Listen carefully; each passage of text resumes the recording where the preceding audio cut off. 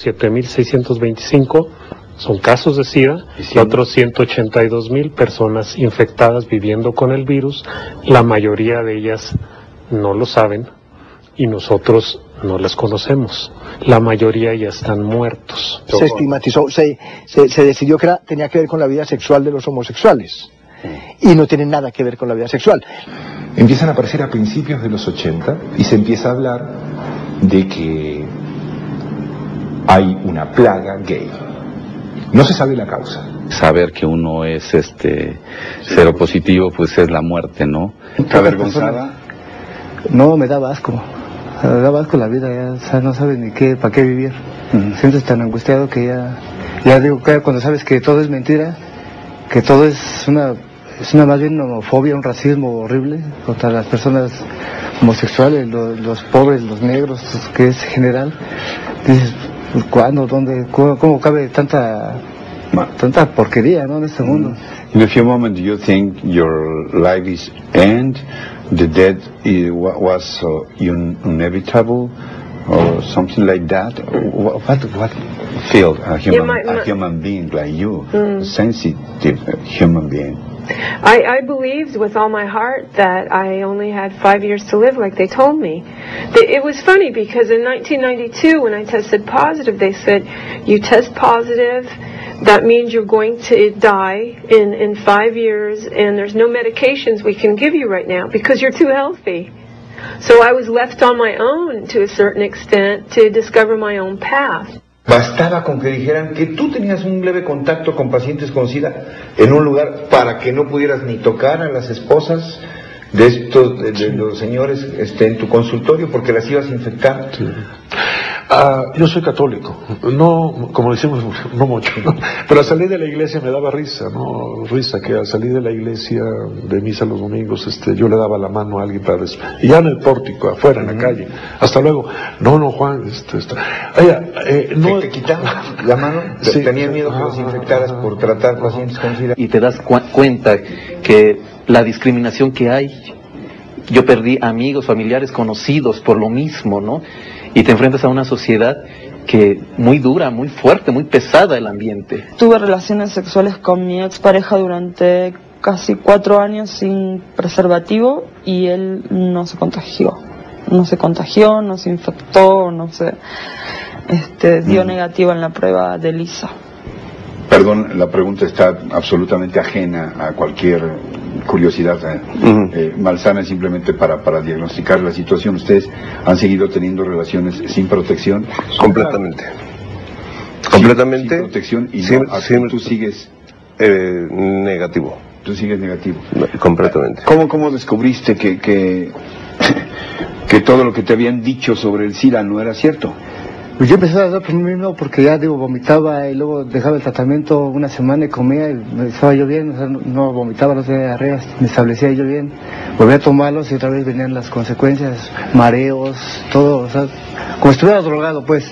Y lo que sí puedo decirle con toda seguridad, Ricardo, es que la gran diferencia entre personas con SIDA que tienen medicamentos y personas con SIDA que no tienen medicamentos es la diferencia entre la vida y la muerte. Las medicinas que se les están dando a los enfermos de SIDA matando a los enfermos de SIDA, indiscutiblemente. Yo voy a decir, están contribuyendo, ¿no? Los están matando, contribuyendo a matar a la gente. Claro, de plano. Yo no tengo ningún temor en decirlo.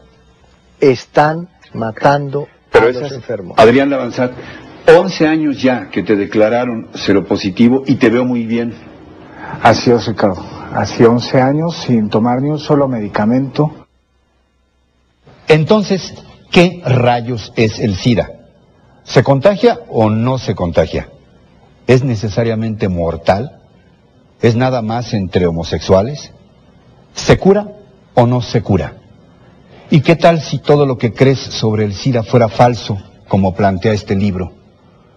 ¿O si lo que ahora conocemos como SIDA no fuera ocasionado por un virus, sino por agentes estresantes, como revela este otro?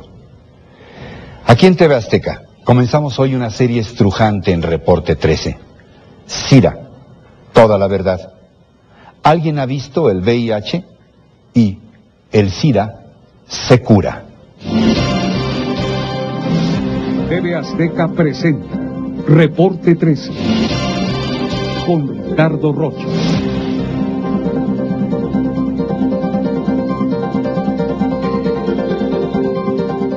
Y la verdad, por lo pronto, es que nunca un reportaje me ha exigido y apasionado tanto. Con mi equipo de camarógrafos viajamos más de 15,000 kilómetros a Los Ángeles, Nueva York, Jalapa y Cuernavaca. Nunca antes había tenido que leer y revisar tantos libros de investigación y redacción, pero el tema lo vale. El SIDA es hoy una condena a muerte y la más penosa de las agonías mental, espiritual y física. Destruye individuos, parejas, familias y naciones enteras. Sus estadísticas escalofrían y asombran. En el mundo hay 40 millones de condenados por el SIDA. Hasta ahora han muerto 20 millones de seres humanos por enfermedades diagnosticadas como SIDA. Tan solo en África hay 24 millones de infectados. El también paupérrimo Caribe se ha convertido en la segunda región más afectada. En América Latina se concentran casi 2 millones de seropositivos. En este planeta, 11,000 personas son declaradas cada día como nuevos infectados por el mal, 4 millones de casos más por año. Solo en este 2006 han de morir 3 millones de personas a causa del asesino invisible. En México, del 83 a la fecha, se han acumulado 107,000 casos. Ahora habría 182,000 casos, por lo menos. 15% homosexuales, 15% trabajadores y trabajadoras sexuales, 4% usuarios de drogas y un difuso 66% que no está debidamente cuantificado y estratificado. Eso sí, se sabe que 8 de cada 10 infectados están entre los 15 y los 44 años de edad. Por otra parte, el SIDA cuesta y también es un gran negocio. Tan solo en los Estados Unidos, donde en 20 años se han gastado más de 70,000 millones de dólares con relación al SIDA, se cuenta ahora con una partida extra de 15,000 millones de dólares para combatir el mal y se estima otro tanto en Europa y el resto del mundo. Las ventas de medicamentos antirretrovirales por parte de los grandes laboratorios transnacionales son simple y sencillamente incalculables, un secreto de Estado, pero se estiman en por lo menos 12,000 millones de dólares. En México se asignan casi 1,000 millones de pesos del presupuesto de salud para la compra de estos medicamentos. El costo es de 120,000 a 200,000 pesos anuales por paciente. Lo peor del caso es que el SIDA no cede. Y hoy por hoy es un monstruo que crece y amenaza.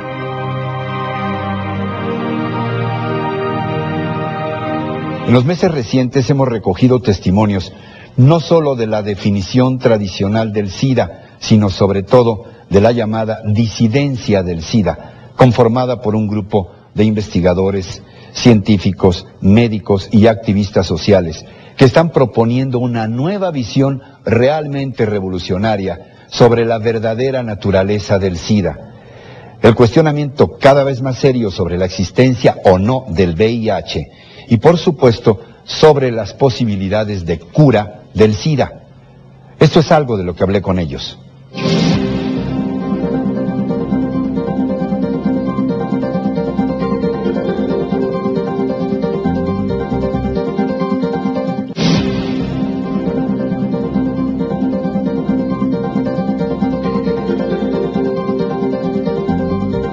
¿Cuándo irrumpe en escena el VIH?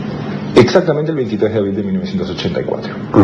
Exactamente en esta fecha, la secretaria de Salud Pública, podríamos decirlo, en Estados Unidos, Margaret Heckler, hace un anuncio en una conferencia de prensa donde dice que un científico del gobierno, se refería al doctor Robert Gallo, aisló lo que parece, y dice lo que parece ser la causa de este síndrome de inmunodeficiencia adquirida que se había observado en estos sectores tan particulares de las poblaciones de Nueva York y de San Francisco.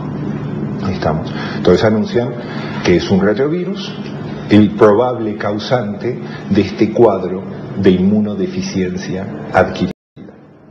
A ver, entonces, ¿qué rayos descubrieron los doctores, el Robert Gallo de Estados Unidos y el doctor del Instituto Pasteur, Luc Montagnier, cuando dicen que han logrado aislar el virus que provoca el SIDA, el VIH? Excelente, Ricardo. Mire, la única forma de uno entender esto y por qué se cometieron los errores era por las presiones que habían a principios de los 80 sobre el gobierno francés y el gobierno de los Estados Unidos. En Estados Unidos hicieron las manifestaciones más grandes de la historia de Washington, de los homosexuales y de mucha gente tratando de exigirle al gobierno que descubriera la causa del SIDA. Entonces Reagan, que era el presidente en ese momento, le dice a los investigadores de su gobierno: encuentren la causa de esto ya, y tienen vía libre con el dinero que quieran. Lo mismo hizo el Instituto Pasteur de París en Francia, lo mismo hizo el Instituto Robert Koch en Alemania, lo mismo hizo el Mill Hill East en Londres. Se dedicaron a buscar desesperadamente. Entonces el Instituto Pasteur no encontró ningún virus, ni Roberto Gallo encontró ningún virus, pero el doctor Luc Montagnier de Francia lo que vio en cultivos de enfermos con SIDA fueron unas partículas parecidas a virus.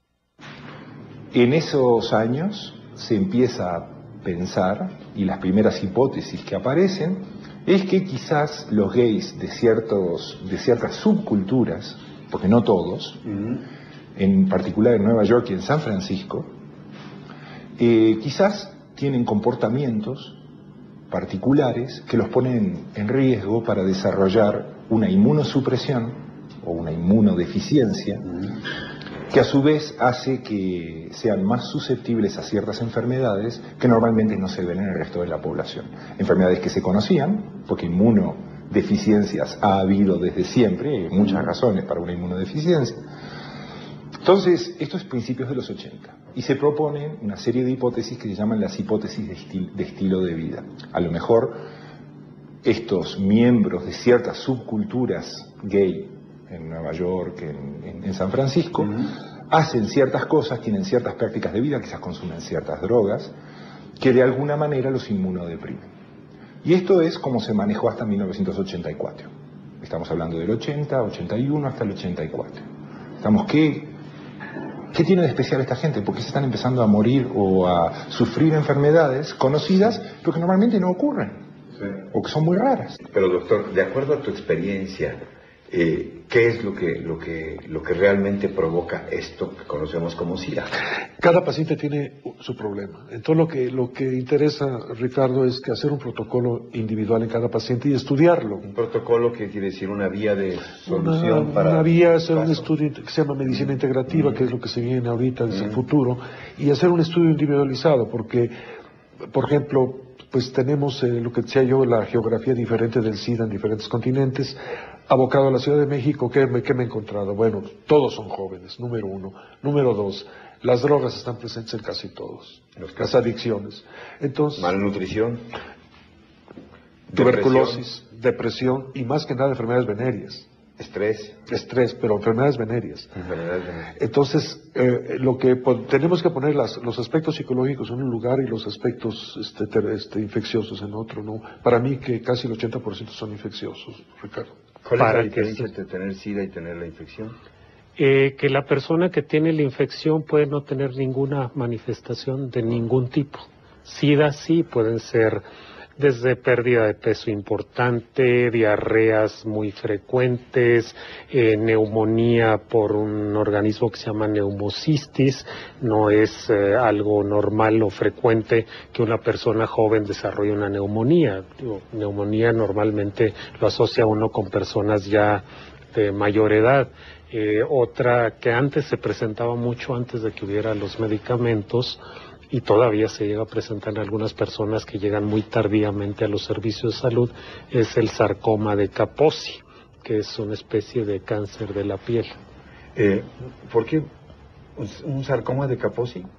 Sarcoma de Kaposi, sí. Pero el sarcoma de Kaposi es un cáncer, ¿no? Sí, así es. Pero ¿cómo un cáncer se va a transmitir viralmente? Bueno, pues resultó que antes era un cáncer no muy bien identificado de la piel y de los vasos, de los órganos vasculares de la piel, y posteriormente cuando se empezaron a desarrollar los medicamentos contra el SIDA, se encontró que tenía un origen viral también. Entonces, ¿Un cáncer de origen viral? Es el sarcoma de Kaposi. Está asociado a virus, pues, y entonces cuando te pueden aumentar las respuestas inmunes ya casi no aparece. ¿Él te contagió? No. No, a mí nadie me contagió. Suena raro, ¿no? Pero yo creí que me habían contagiado en algún momento. Hoy sé que no me contagiaron. No. ¿Diablos es el SIDA? No. Sobre si la hipótesis viral del SIDA, nadie discute que el SIDA existe. O sea, la inmunodeficiencia existe. Si uno está malnutrido, generalmente durante mucho tiempo, uno se vuelve inmunodeficiente.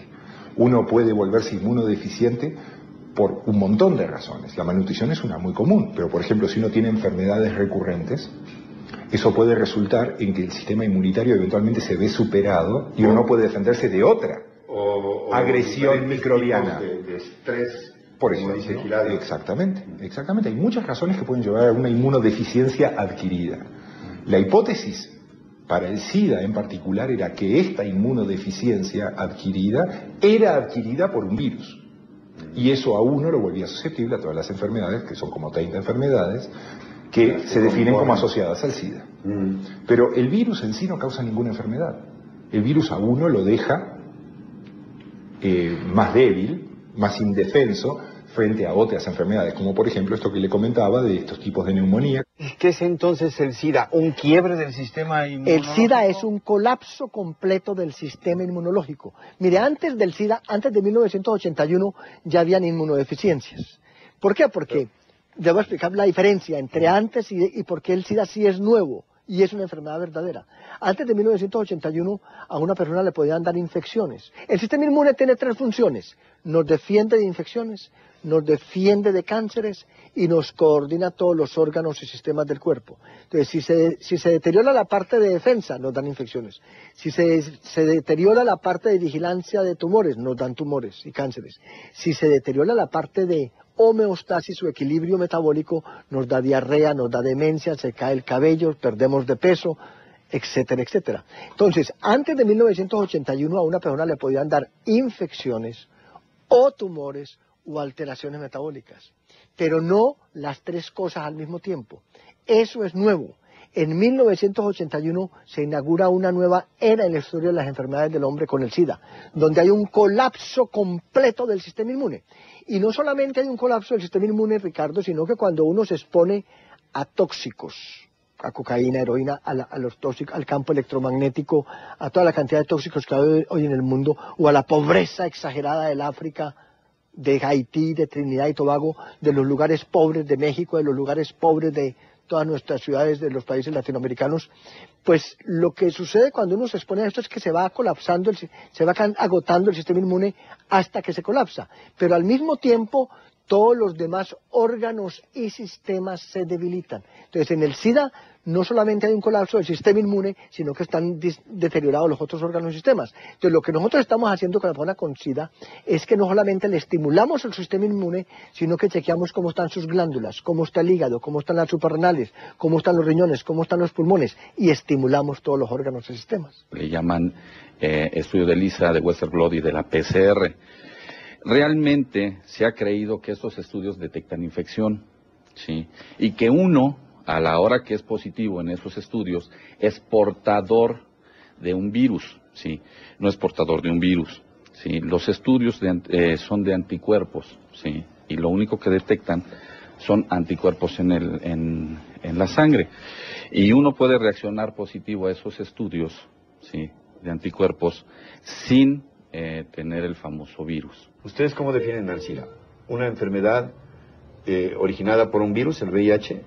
Sí. ¿Que se transmite sexualmente? Que se transmite por varias vías, ¿no? Una es la vía sexual, otra es la vía sanguínea, y la otra es perinatal, de la madre al hijo. Entonces son básicamente... ¿También la madre siempre transmite a sus hijos el SIDA? No, si recibe tratamiento con antirretrovirales, pero eso está probadísimo. La maternidad. Y es ya un dicho muy común y muy difundido de que las madres seropositivas que han sido diagnosticadas con VIH necesariamente van a dar a luz a niños con VIH. ¿Es esto cierto? No, porque lo tengo totalmente corroborado con los pacientes que tenemos en Vivo y Sano México. Acaba de nacer hace 3 meses una niña aquí en el estado de Veracruz, en X ciudad, bellísima. Y ella no es seropositiva. La mamá sufrió horrible, porque su esposo es negativo, ella salió positiva, tuvo el problema de una hepatitis, tuvo un problema de una desnutrición por problemas sociales que se presentaron, y la niña tuvo un embarazo muy traumatizante porque la obligaban a tomar los antirretrovirales, y al principio, del embarazo los tomó, pero además los tomó 4 días, y la mamá empezó a vomitar y embarazada. Pobre. Y la mamá le dijo, suspende, si te caen mal, suspéndelos mejor. Entonces no los tomó. Y llegó su embarazo y el parto le dijeron que tenía que ser cesárea porque el niño había que darle los medicamentos al momento de nacer. Entonces ellos buscaron la atención privada y no dijeron nada, y el niño nació. Y el niño le hicieron la prueba, es negativo, la mamá está muy contenta, volvió a nacer. Mira, ese es el punto clave. Yo no creo que en el área académica, no estamos buscando un choque de trenes con otros pensamientos de esta área, ¿no? Lo que se necesita más que nada es, ponernos de acuerdo, ¿no? Let me see, knowing that you were HIV positive, you decided to get pregnant and give birth not once, but twice. Well, nature decided for me. How did you reach that decision? Did you have any concerns about breastfeeding your babies? Well, first of all, I didn't make a decision to become pregnant. It just happened very unexpectedly. I got pregnant for the first time ever in my life at age 40. And it was shortly after my husband and I began the intimate aspect of our relationship. And I didn't know I was pregnant for almost 3 months. I didn't feel sick or tired or anything, so I didn't notice. And so by the time I realized I was pregnant, pretty much our decision was that we were going to keep this child. And I knew what I know about science and medicine, so I felt comfortable with making the choices I made, all based on research and experience. I just worried about how the world would view our choices. And as it turned out, it was difficult for us to find a way to have our son without medical intervention that we didn't want. I did not want to take AZT or other AIDS drugs while pregnant because I felt that they could be very damaging, not only to my own health, but to that of my developing child. Pero el hecho es que la distribución de la enfermedad del SIDA como enfermedad, definido como cualquiera de estas 29, 30 enfermedades que definen al SIDA, es más de 80% hombres. La relación hombres-mujeres es 5-1. Eso es muy raro para una enfermedad infecciosa. Miremos otra enfermedad de transmisión sexual como la gonorrea. Está dividida igualmente entre los sexos. Miremos otra enfermedad como la sífilis. O la hepatitis B. Son todas enfermedades asociadas a la transmisión sexual y están mucho mejor repartidas entre los sexos. Raúl, hace 4 años te diagnosticaron que eras seropositivo. ¿Qué significó en tu vida? Es una caída bárbara en mi situación personal, en mi ánimo, que caí feo, caí horrible. De hecho, desde el momento que te dicen que te hagas la prueba, dudas en algo. Te dicen que después es positivo y luego la confirmatoria, te vienes abajo. Pero así pasé 3 años muy bello casi, viviendo esa angustia. Luego con el medicamento ya estaba empeorando, me daban diarreas consecutivas, vómitos, calenturas. ¿Tú tenías relaciones, homosexuales? No. Entonces, ¿qué fue lo que pasó? O sea, ¿Qué te preguntabas? Que lo dudas porque todo te vuelves atrás, regresas atrás, toda tu vida atrás, y empiezas a maldecir a las personas, a todas las que tuviste contacto, o sea, a decir lo peor de ellas, ¿no? ¿Quién fue? Y esto. Alguien. Ajá, alguien, echar la culpa a alguien.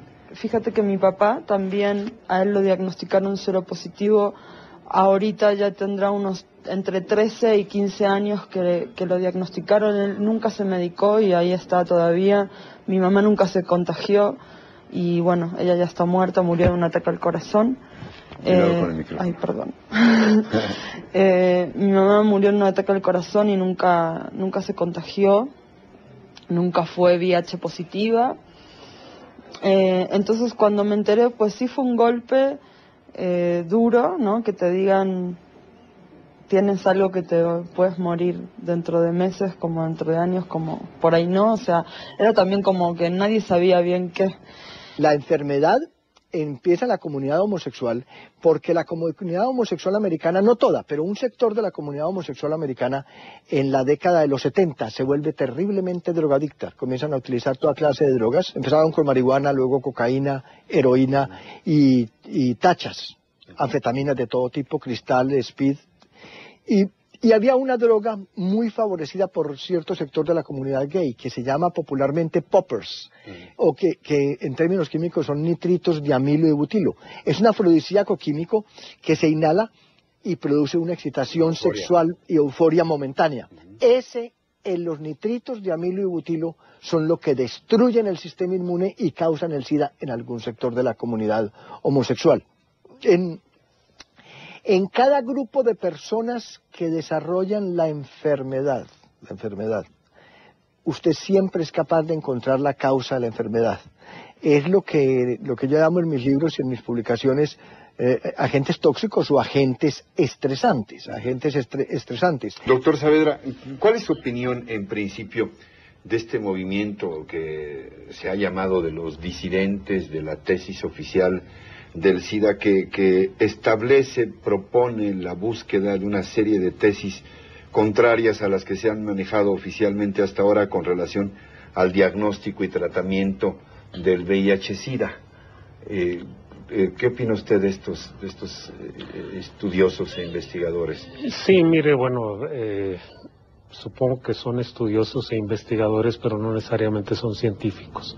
Los conozco, los he visto, he hablado con ellos. Cada vez que hay una conferencia internacional de SIDA aparecen ellos como disidentes. Desafortunadamente, las personas que han abandonado el tratamiento por que se convencieron de que no era necesario el tratamiento, invariablemente mueren. Al corto o al mediano plazo. No hay ningún reporte, ninguna publicación científica en revista especializada con reconocimiento científico donde las tesis de estas personas, que de hecho donde parten es que el virus de la inmunodeficiencia humana no existe, pues esté documentado, ¿no? Entonces, bueno, siempre causan revuelo, como causaba revuelo el hecho de que algunas personas aseguraran que Elvis Presley no ha muerto y que está en un asilo de ancianos, o que Pedro Infante está escondido en alguna parte de Chiapas, ¿no? Digo, no hay ninguna evidencia para sostener eso, pero quienes lo dicen una vez se repercuten. Para mí ese es el nivel que tienen. Realmente ninguna conferencia importante y con bases científicas ellos han podido sostener estas argumentaciones. Somos más de 5.000 investigadores. Estamos en 75 países, tenemos más de 400 sitios del Internet. Ahora, la pregunta sería, ¿y por qué de esto no se sabe? Sí. De esto no se sabe, a pesar de que se puede curar el SIDA fácilmente, de esto no se sabe porque es la controversia más grave de la historia de la ciencia y de la medicina. Altos mandos del gobierno de los Estados Unidos, no solamente del actual, sino del anterior, sabían que todo lo del SIDA estaba equivocado. Pero, ¿por qué? ¿sabe? No han hecho nada, sobre todo desde las instituciones públicas de salud. Por una razón muy sencilla, Ricardo, que usted como reportero y periodista sabe mejor. Porque ninguna enfermedad en la historia de la medicina se le había entregado tanto al público como el SIDA. Y los que cometieron los errores sobre las causas y el origen del SIDA fueron precisamente investigadores del gobierno de los Estados Unidos. No fueron investigadores de universidades americanas o de universidades europeas, fueron investigadores de los Institutos Nacionales de Salud de Washington. Los que dan a conocer esta gran amenaza del SIDA. De los que se equivocaron. Eso no fue una conspiración, fueron errores que nacen del Instituto Nacional de Cáncer en Washington y de los Centros para el Control de Enfermedades de Atlanta. Errores muy graves que no tienen perdón que se hubieran cometido, porque el SIDA es una enfermedad tóxica y nutricional y no tiene nada que ver con el sexo y no es una enfermedad infecciosa ni se transmite, y lo peor de todo es que después de 25 años el fenómeno conocido como VIH o virus de la inmunodeficiencia que supuestamente causa SIDA, el virus, ni siquiera existe, no es un virus. Oiga, doctor, ¿conoce usted libros como este Oncógenes, Aneuploidía y SIDA de Peter Duesberg? Su vida científica y sus tiempos. Sí, bueno, conozco al señor Duesberg y sus planteamientos, ¿no? Doctor Roberto Giraldo de Nueva York, SIDA y agentes estresantes, ¿conoce usted este libro? Los hemos visto, no lo he estudiado. Oiga, y este libro de ¿Qué tal si todo lo que crees acerca del SIDA fuera falso?, de Christine Mayore, una activista en contra de la visión tradicional que se tiene del SIDA. Sí, los conocemos, hemos escuchado las argumentaciones que dan, alguno de ellos no lo he leído, otros sí, pero... ¿Qué opinión le merecen, sinceramente? Mire, sinceramente, por cada 3 libros que sacan en este sentido, hay 1000 libros en el sentido científico que los contradicen. Si son éxitos de mercado o son éxitos del uso de la libertad de expresión, pero personalmente considero que afectan mucho a personas que de repente llegan a creer que eso es cierto. Personalmente conozco pacientes que han abandonado el tratamiento antirretroviral, uno que decidió dejar el tratamiento antirretroviral y por iniciativa de una persona que leí estos libros y que pensó que la imanoterapia lo podía salvar, pues actualmente ya no vive. ¿Pero estuviste 5 años tomando antirretrovirales?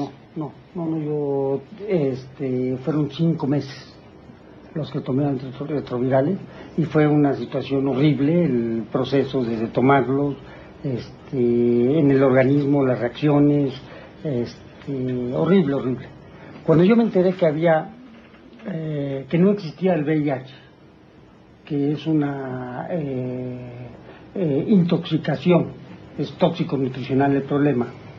Un quiebre del sistema inmunológico también, ¿no? O sea, pero ya no de tomas, cosas así ya no tomas normales. antirretrovirales. No, hace 5 años que no los nada tomo. Más. En ciencia no hay disidencia. En ciencia lo que hay son posiciones y argumentos encontrados. Entonces, ningún, entre comillas, disidente como nosotros niega que hay sarcoma de Kaposi, que hay tuberculosis, que hay demencia, porque la demencia, cuando está asociada a una prueba de VIH positiva, se considera SIDA también. Y la demencia no tiene nada que ver con una función defectuosa del sistema inmunitario. Si fuese así, cada vez que nos inmunosuprimimos nos volveríamos locos. Pero no es así. Nosotros no negamos que haya inmunodeficiencias. Lo que no estamos de acuerdo, y esencialmente la mayor parte de nosotros, pero no todos, seguimos los argumentos originales de Peter Duesberg y de otros, porque no es el único, ni mucho menos, sino simplemente nosotros cuestionamos que el VIH sea el causante universal de todos estos males. Y no creemos que sea una enfermedad de transmisión sexual, lo cual no es lo mismo, esa es otra acusación estúpida que se le ha hecho a Peter Duesberg. Usted le está diciendo a la gente que no tenga sexo seguro, que no hay problema con ser promiscuo, que no use condón. Y de ninguna manera. Hay 1000 buenas razones para usar condón y para no ser promiscuo. Desde los embarazos no deseados hasta la hepatitis B, hasta la gonorrea, la sífilis, lo que usted quiera. Nosotros cuestionamos la veracidad del anuncio de Gallo de 1984 de que todo este abanico de inmunodeficiencias está causado por un único virus de transmisión sexual. Y los argumentos están. ¿Y por qué asegura usted que ellos son los que provocan el SIDA? Excelente la pregunta. Hay 5 tipos de agentes estresantes y ellos son los que están causando el mayor número de enfermedades hoy en día de los seres humanos en todos los países del mundo. Incluido el SIDA. Incluyendo el SIDA. Colapso del sistema inmunológico. Es que el SIDA es el máximo deterioro que el cuerpo puede tener. Pues ¿Son 5 tipos? 5 tipos. Agentes de origen químico, como las drogas de la calle, cocaína, heroína, marihuana, tachas, anfetaminas, poppers. Agentes físicos que son muy importantes. Son el campo electromagnético por la cantidad de equipos electrónicos que tenemos hoy en día. De origen biológico. Las infecciones, el semen, la sangre, a uno no le deben poner sangre si sea del mismo grupo, a no ser que esté en caso de peligro de muerte, porque siempre que le ponen a uno sangre, pues el cuerpo reacciona produciendo anticuerpos antisangre. Claro. Entonces todo eso va deteriorando, va agotando y cansando el sistema inmunológico. Agentes estresantes de origen químico, físico, biológico, nutricional. Los agentes estresantes de origen nutricional es cuando uno no come lo que tiene que comer, pues el sistema inmunológico se va deteriorando. ¿Por qué? Porque para poder actuar las células del sistema inmune, ellas tienen que dividirse. Si no hay suficientes nutrientes, vitaminas, proteínas, carbohidratos, pues no se pueden dividir. Entonces se deteriora el sistema inmune.